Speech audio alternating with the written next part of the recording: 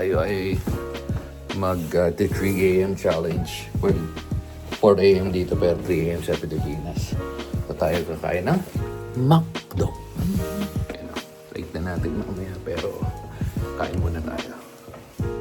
Kasi meron pa tayong dito. Meron pa tayong tax refund sheet. Hindi na dapat tayo lalabas. Ito yaya ng yaya. Natutulog na nga ako. Papahinga na nga ako. Parang chill na lang sana ako. Kaso, syempre, alam naman di ko ito samahan. Kawawa naman, di ba? Oh. Yeah. Wow mo na si Madam Ori. Nga ni FLM. Lamig. Okay ni naman. Gandang oras talaga malamig.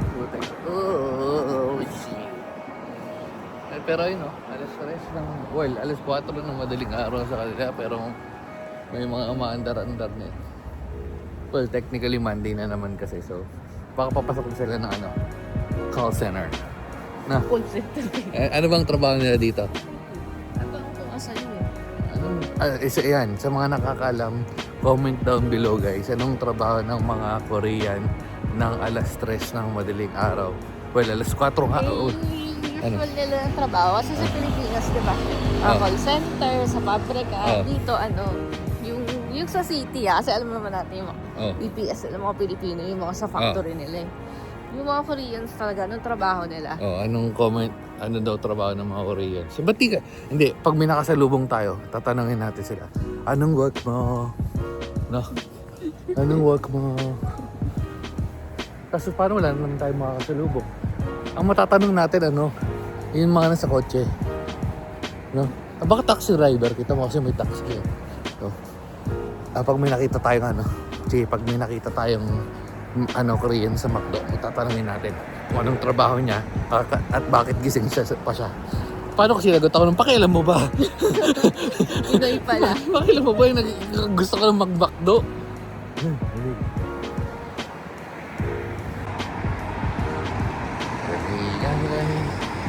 Ay, ako nga pala.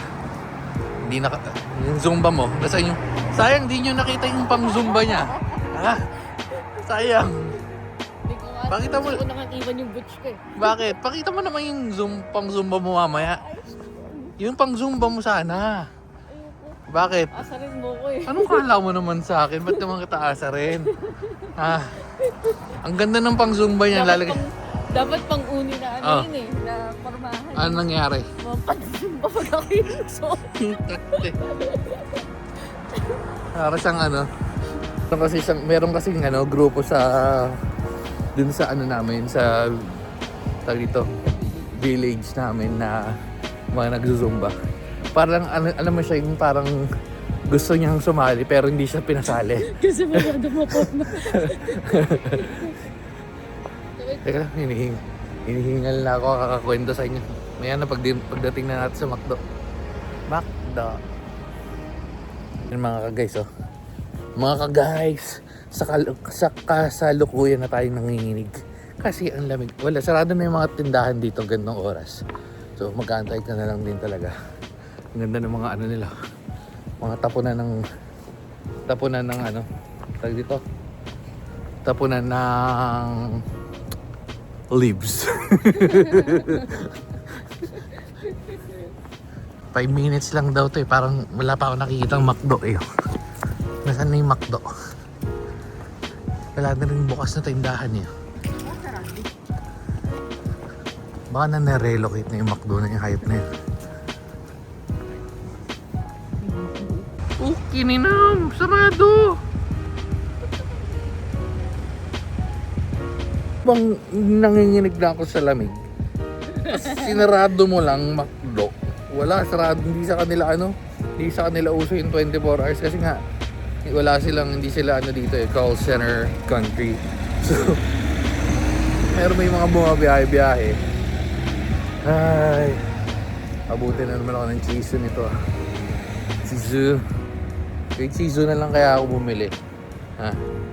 Kasi baka namimiss na ako ni kuya Payag ka ba? Zumba lady. Payag ka? Wait lang ganap lang lamig. Malamig-lamig. Putakte, huwag ka nang umangi. Hayop ka. Na tayo ng ano, pampainit technique saglit. Pampainit tayo. So meron na tayong putakte ako sabog. Meron na tayong pupuntahan. Nakaalamig. Meron na tayong pupuntahan sa ano, sa taas lang ng Dunkin. Ang pangalan niya is Atusam Place. So, tingnan natin anong... Hindi na ako kakain ng sobrang dami kasi ang technique na lang natin dahil may nga tayong tax refund na makuha na sobrang limpak-limpak. Ha? Doon na tayo kakain sa airport. Pero sa ngayon, problemahin muna natin maglakad. Wala eh. Kung nilalamig ka na, sabi niya, keep going. Keep going. Parang... Tatanungin mo pa ako. Hindi nga naintindihan. English. Pita tayo mga guys. Konting hingal na lang. Ayan na pala. Bukas ba? Bukas. May baga nakita yun. Saan bukas yan? 24 hours pala to. Takte.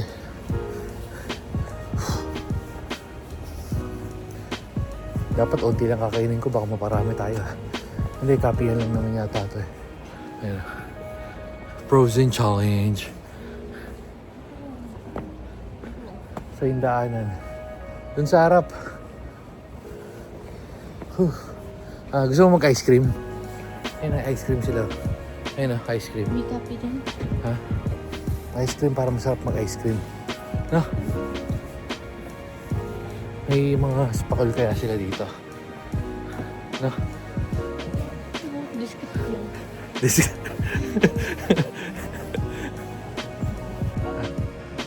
Takto meron. Baka meron ha. Ayun. Pero sarado eh. Paano sila mag-ooperate?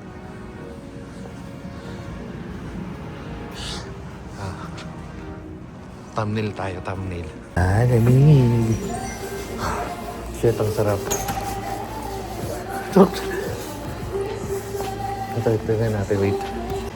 Parang mga the best yung ano nila. Cake. Puro cake lang ba to? Puro cake lang siya? Hindi, meron mga ganito. Parang kinalaban nila yung Starbucks. Ano sa atin? Hindi ko maintindihan eh. Sige, yan. Hindi, ayoko nun. Gusto ko yung iba. Ibang ano. Yun nila. Kaso parang walang nagbebenta eh. Meron kong options na Korea, US, Japan. Russia to, no? Order na tayo. Tana, late ka na ng picture. Wala ang tao dito. Ay, meron pala. Mga dalawa. Bali dalawa. Tapos plus ka. Apat dito. Kung McDo to, marami sana to eh. Kaya yan yung order natin. Ano to? Red velvet. Red velvet. Tapos kape. Ano to? Anong kape natin? Banana. Banana, tsaka... Yun na nga. Tapos na tayo kumain ng malupit pagdating sa airport. Ngayon, copy muna tayo. One picture, one? Video yun Video. Interesado ba kayong lasa? Parang ininit na ano, na banana tapos sinilublob mo sa kape. Ito, tikman mo mas gusto mo ito. Busog. At tayo ibalik muna. At kasi ligpitan muna tayo ng gamits. Ano pala? Ice cream pala. Coffee. Mamagwit. Hanggang mamaya na lang ulit. Ay, bago pala. May naisip ako. Alam mo ba yung kwento ng ano? Sigat to sa ano sa mga Ragnarok players. Alam mo ba yung kwento ng Asugpo? Anong asugpo? Asugpo. Bakit? Ano yun? Kasi merong ano, may isang Ragnarok player. Parang napunta daw siya sa ano? Basta parang mga fantasy world. Puta. Adi, eto na nga. Napunta siya sa ganun, di ba? So, ang tinatanong siya. Bastos ba yan? Hindi ito bastos. Medyo sa shortcutting lang natin onti kasi parang yun na nga, siya napunta siya sa ano, di ba, sa Asugpo na hindi niya alam yung lugar. Tapos pagkatapos, parang lahat ng nakakausap niya, iba yung salita. Sabi, ano yung Asugpo? Tatanungin niya gano'n. Ano mo yung Asugpo? Asugpo. So, lahat, dami niya nakakausap hanggang sa may kakalakad-lakad niya, hindi, syempre, tinatanong niya, ano daw yung asog po eh. Lamig. So, ang nangyari, may narinig siya isang beses. Tapos, saktong-sakto, tong Ragnarok player na to, narinig niya, Tagalog din nagsalita. Tagalog! So, tinanong niya ngayon. Sabi niya, uy pre, anong kanina pa nila sinasabi yung asugbo? Kaso wala akong maintindihan dun sa mga pinag-uusapan nila. Kumbaga parang nandito siya, parang may Pilipino dito sa Korea, tapos parang hindi niya intindihan yung mga ano eh. Hindi sabi niya, ha pare? Yung asugbo. Tapos parang kwentuhan sila. Hindi syempre pinaghandaan daw siya ng mga pagkain, mga ganon. Tapos ikakwento niya na ngayon, di ba? Pre, alam mo ba yung asugbo? Tapos yung kinikwento niya, parang humina yung boses na nagkikwento. Ang nangyari, nagising siya. Panaginip pala. Kasi may tumatawag. Tara. Tara na. Saan yung asog po? Ay, hindi niya nga nalaman. hindi niya nga nalaman. Nagising kasi siya. So sa ano kang alam kung anong kwento ng asugbo, nandito na tayo sa... Hindi niya nga nalaman. Kasi nga, nagising nga siya. Kasi hindi niya alam yung kwento. Ang alam niyo kung anong gagawin natin? Aligpit. Aligpit na tayo ngayon. Sige na. Lamig.